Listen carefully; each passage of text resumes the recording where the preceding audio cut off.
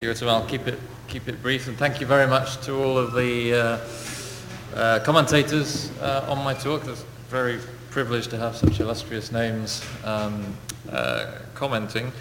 I don't really have any substantial disagreements or anything. I think I was quite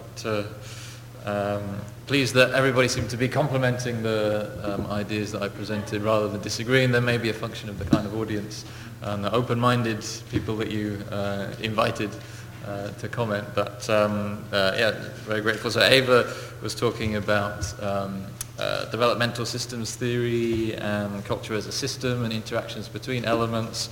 I think, as I mentioned earlier, I agree entirely.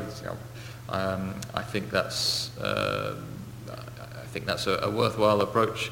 I guess theoretically, I agree. You know, that is what culture is. Culture is complex, and culture is a complex web of interconnecting elements. I guess my only addition to that, or slight hesitation, I guess, would be a methodological one in terms of how to actually go about studying that. You know, as a modeler myself, or maybe as an experimentalist, I guess I would be a sort of methodological reductionist, perhaps, so I would always be seeking to make things as simple as possible, and there's a kind of tension between that kind of approach, I think, and you know, reality is complex undoubtedly, but then creating models that are just as complex as a complex reality would negate the usefulness of models. So there's an interesting, I guess, methodological issue about how simple to make models of a complex reality, and that trade-off between simplicity of models and what they tell you about a complex reality, that I think is a tension, I guess, in cultural evolution, maybe a source of tension between traditional cultural evolution and what you argue and what sociologists traditionally argue. Might be an interesting thing to explore. But theoretically, I think I agree wholeheartedly. Arnon, I think I already answered your questions, but some interesting issues there, sort of comparing between different species and the origin of these biases, and studying sort of social learning within a comparative perspective. I always try and include as many species as I can in talks. I think it's important to study these things within an explicitly comparative approach, and there's an enormous amount to learn from other species in terms of culture, human culture, certainly. Professor Zahavi, very honoured to have you comment on my talk. Thank you very much for coming. I agree entirely. I think there's a lot that signalling theory and handicap theory can tell us in terms of cultural change. You gave some good examples.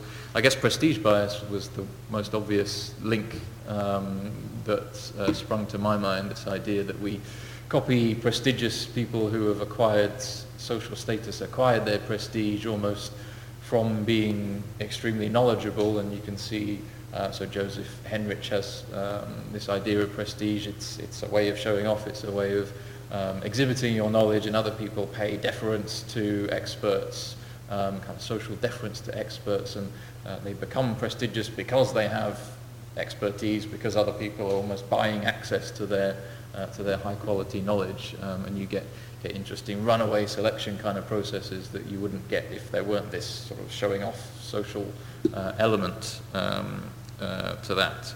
And again, that's so I guess he tends to argue that these prestige-based processes tend to be unique to humans. So we have a kind of we respect Stephen Hawking because of his knowledge, whereas other species wouldn't. They have a kind of dominance-based social status system based on coercion, based on fighting strength. But I guess you would argue that you can find these signaling systems much more universally. So it may be a case of maybe expanding prestige to take insights from your theory in that sense. And I guess this issue of guidedness came up a few times. So Arieh, you mentioned man-made intelligent design, and I think Amos, you also talked about JFK declaring we're going to go to the moon, and then we go to the moon. I guess that's a common issue that comes up. People, I think lots of people maybe are hesitant or reject cultural evolutionary approaches because they see cultural change as guided. People come up with plans and they direct things, and whereas biological evolution is undirected, almost by definition. Mutations are random.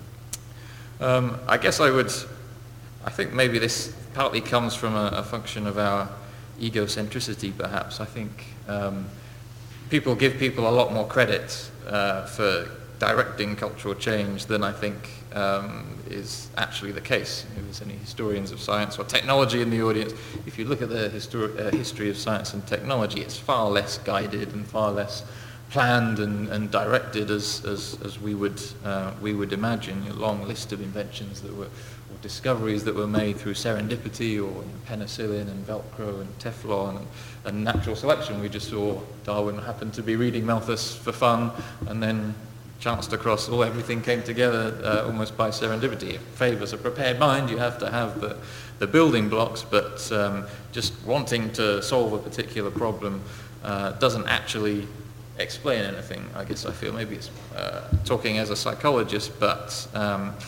there's far less, I think, directedness than we often admit. Interestingly, that's a kind of Western way of thinking. So if you were to go to East Asia, you'd find much less of that egocentric bias, fundamental attribution error, it's called in psychology. It's a peculiarly Western thing to think that we're directing world events in that way.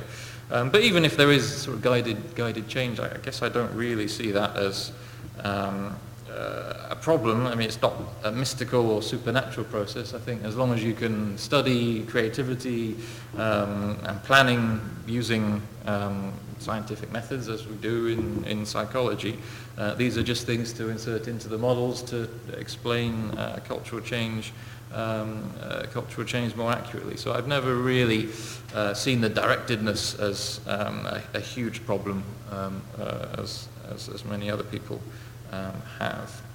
And but maybe that could be a point of discussion. And then Arié's excellent examples of gene culture coevolution. It's again something that geneticists are slowly realizing, that there's all kinds of culturally driven genetic change that you find in many species. The dog example, there's some great work on theory of mind in dogs, or intentionality in dogs. So actually dogs, not only do they have genes to process starches, they actually have superior, so they can understand pointing, and they can understand eye gaze direction much better than actually chimpanzees can. So dogs have better theory of mind, intentionality than chimps because of this process of domestication. So there's actually cognitive changes in the dogs as well as physical changes. And also, sort of coming at it from the other angle, there's cultural variation in humans in amylase number as well, I believe. So societies that don't have a history of eating starches, I think the Aka and the Baka in the Congo, I think, don't have genes for amylase production, and there's lots of those kinds of examples. So lactose tolerance is another classic example of that kind of gene culture coevolution. So yeah, I would reiterate that power of culture to change genetic evolution, as well as seeing it just as an analogy. It's very much a co-evolving twin track. Yeah, so I think that's all I have in response to the specific text.